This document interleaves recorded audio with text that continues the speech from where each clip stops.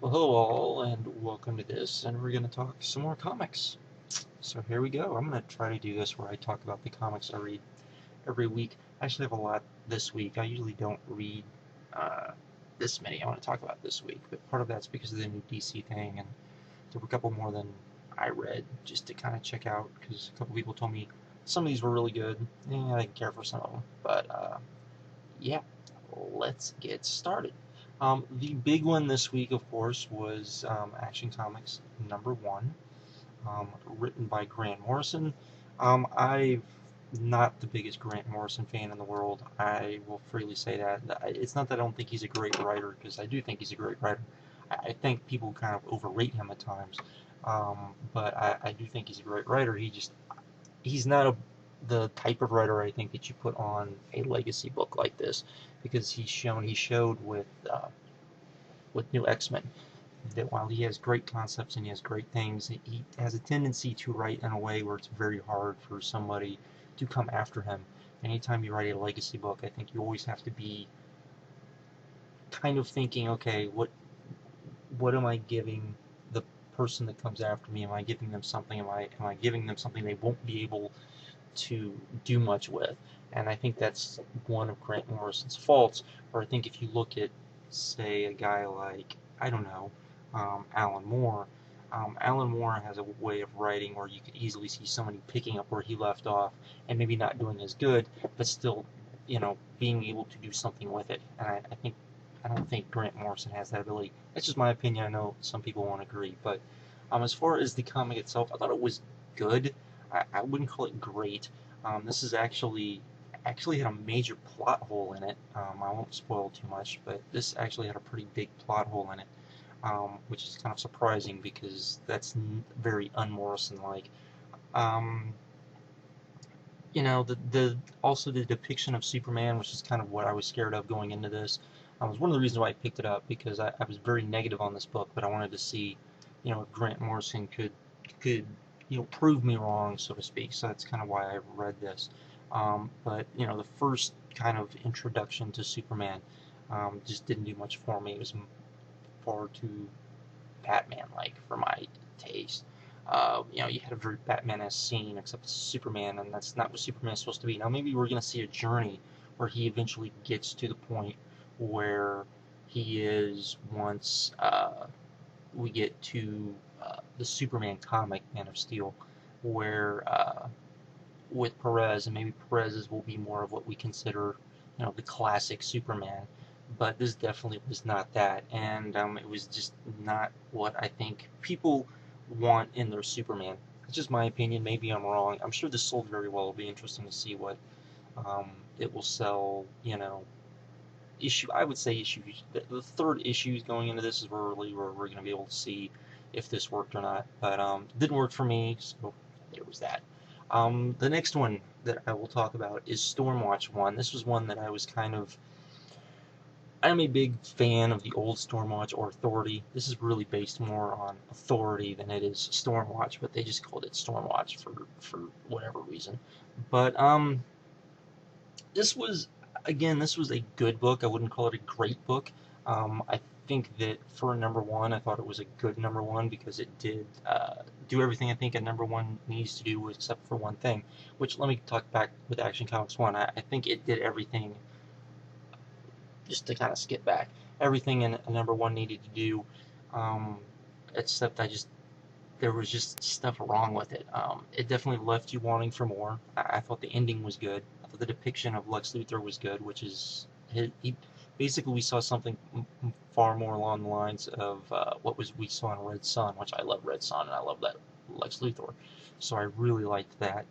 And that was about it, I guess. When it comes to that, but so I did like that part of it. But with Stormwatch, it was definitely better than Justice League. We got, I'm pretty sure we got the full team, though we didn't get an introduction to who all the team members were. This was definitely not a book that if you weren't aware of Authority, and not Stormwatch, but Authority, you probably weren't too aware of who some of these characters were, particularly Angie, who is the engineer. Hawkmoor, they really didn't explain like his powers. He just was able to do stuff with the city, and you didn't really get to understand why. The new characters um, that they introduced, they did explain their powers. You had a swordsman, you had someone who can manipulate media. So you had that. You did have an origin of Stormwatch, and Stormwatch apparently has been around forever. They're much more along the lines of what you would think the JSA would have been if they would have been in here. But of course, the JSA isn't here. They're going to put them on Earth 2, which I guess kind of fits, but that kind of bugged me a little bit. But I did think it was good. I didn't think it was great. The end was good. It does make me kind of wonder where Stormwatch is going to be in this new DCU, because at the end it really made me wonder exactly, and particularly through the story of Apollo, how Apollo and Midnight are going to coexist with Superman and Batman for various reasons. So there was that.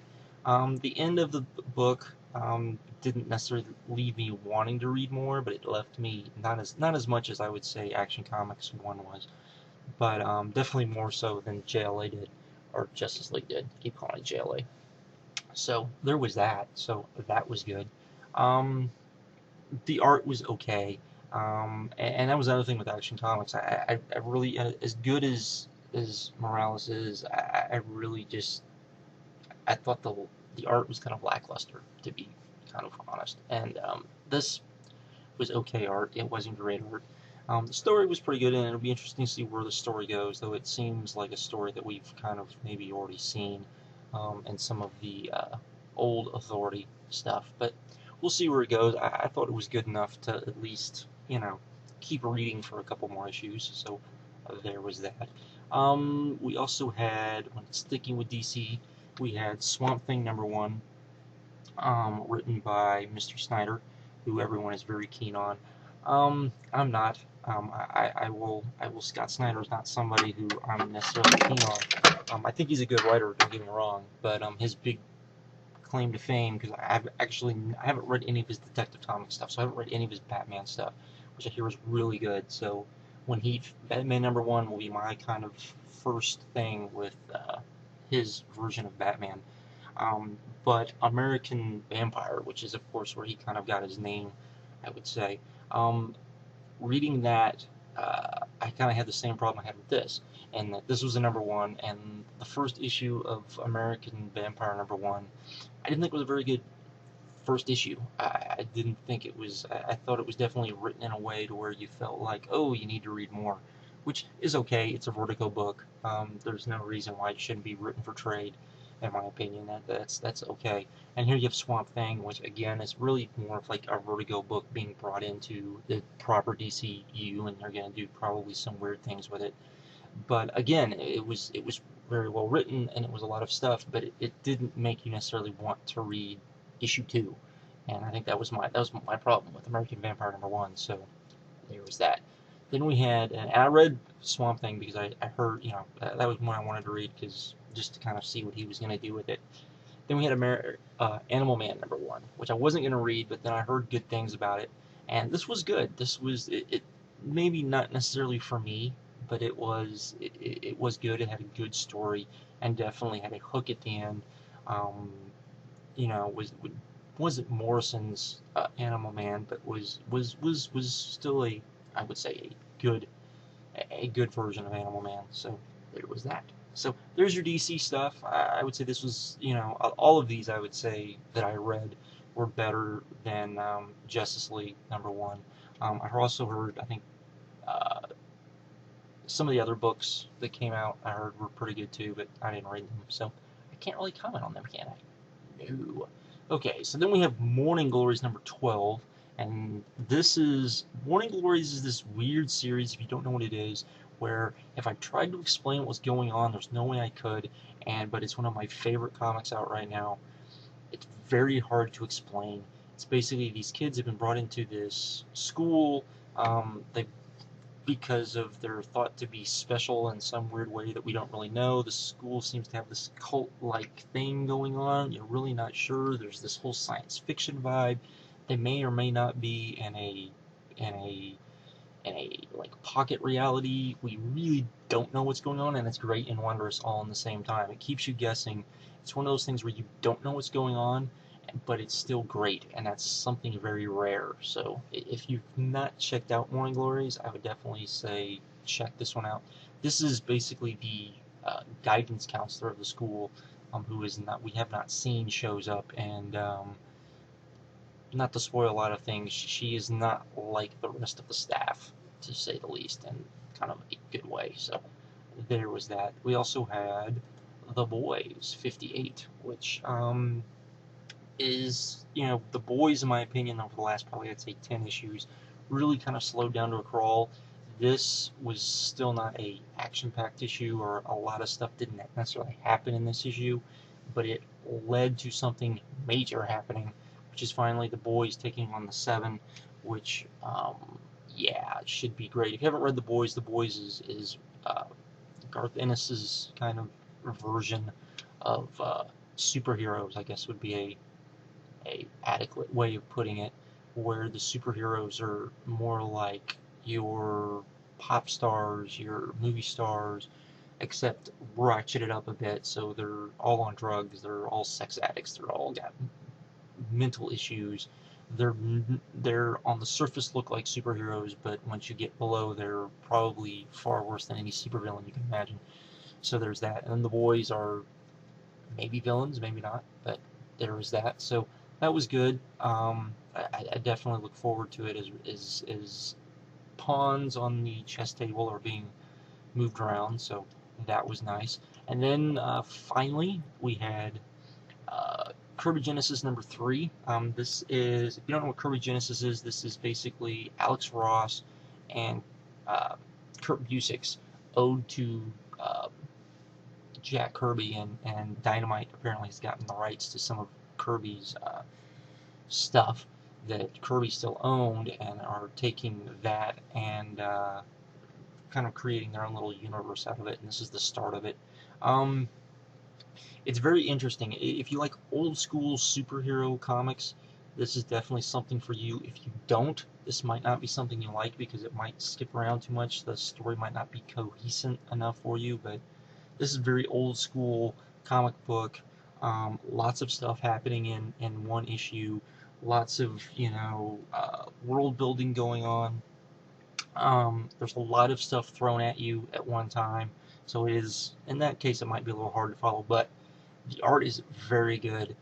The layouts were done by Alex Ross. The covers were done by Alex Ross, and then I cannot remember the gentleman's name who actually does the art. But very good. There's some Alex Ross stuff thrown in there every once in a while, so you do get kind of that. But it's a really good book. I've thoroughly enjoyed the first 3 issues. I think if you go back and look at one of my videos, I ranted and raved about issue 0, as I thought it was, and I still do. I think it's one of the best 0 issues I've ever read, and that's saying something. So there is that. So there is everything.